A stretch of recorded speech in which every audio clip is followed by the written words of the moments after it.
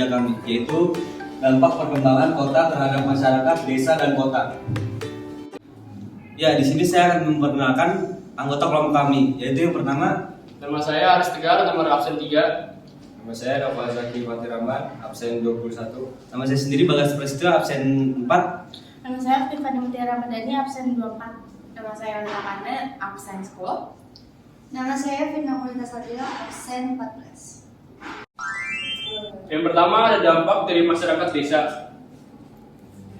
1. Terjadinya alih fungsi lahan. Alih fungsi lahan adalah perubahan fungsi sebagian atau seluruh kawasan lahan dari fungsinya semula menjadi fungsi lain yang berdampak negatif terhadap lingkungan. Hal ini biasanya disebabkan oleh 3 faktor. Yang pertama faktor internal, yaitu meliputi kondisi sosial ekonomi petani pengguna lahan.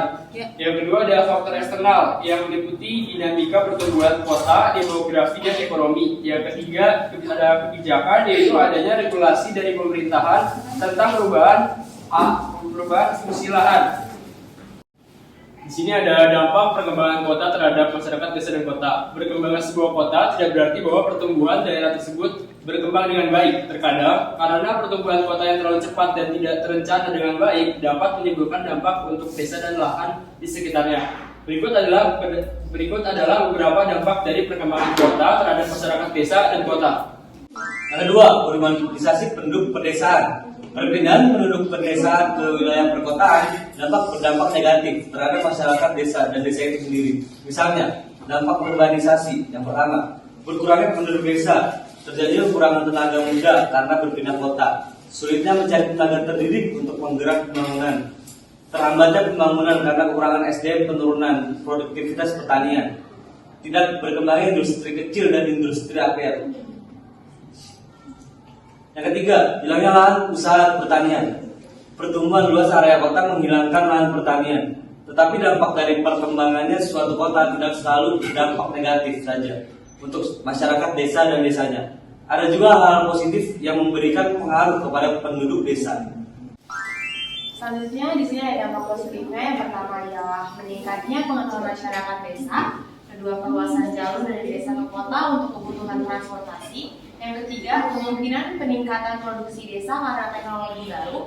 Yang keempat, kemungkinan munculnya profesi dan spesialisasi baru di desa karena bimbingan masyarakat kota.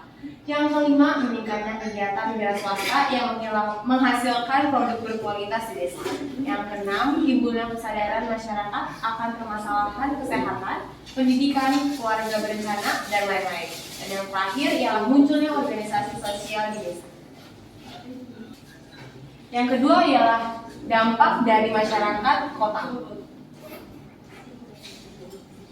Dampaknya yang pertama ialah terjadinya urbanisasi. Dampak urbanisasi terhadap wilayah perkotaan karena datangnya penduduk desa adalah dampak urbanisasi terhadap wilayah kota. Pertama, mengurangi lahan kosong di perkotaan.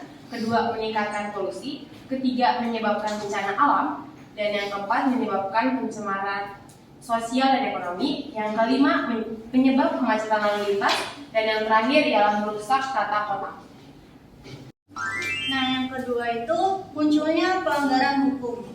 Karena datangnya orang baru ini menuju kota, itu mengincar kesempatan yang dapat menimbulkan pelanggaran hukum. Mereka yang tidak berhasil akhirnya karena didorong oleh kebutuhan melakukan tindakan-tindakan yang melanggar hukum. Nah, ini misalnya melakukan perampokan atau membangun tempat tinggal liar. Lalu yang ketiga, adanya penyalahgunaan wewenang. Karena banyak dan sulitnya mengurus perizinan untuk pembangunan, membuat beberapa oknum menawarkan bantuan agar perizinannya menjadi mudah. Nah, hal ini membuka kesempatan untuk melakukan penyalahgunaan wewenang demi mendapatkan keuntungan bagi dirinya sendiri. Yang keempat, semakin meningkatkan sikap individualis masyarakat kota. Karena tuntutan hidup dan persaingan, terkadang orang di kota sering pulang malam dan berangkat pagi-pagi. Yang kerja yang relatif lama dan pekerjaan yang membutuhkan konsentrasi terkadang membuat para penduduk kota kekurangan waktu untuk bersosialisasi. Belum lagi stigma tentang orang desa yang datang ke kota, sehingga mereka enggan untuk bersosialisasi dengan pendatang. Yang kelima, mengenai perhatian terhadap budaya lokal dan nasional khususnya pada generasi muda. Kota yang berkembang adalah kota yang mudah mendapatkan hubungan dan berita dari luar negeri. Hal ini menjadikan para kaula muda di kota cenderung memilih budaya yang mereka anggap lebih keren.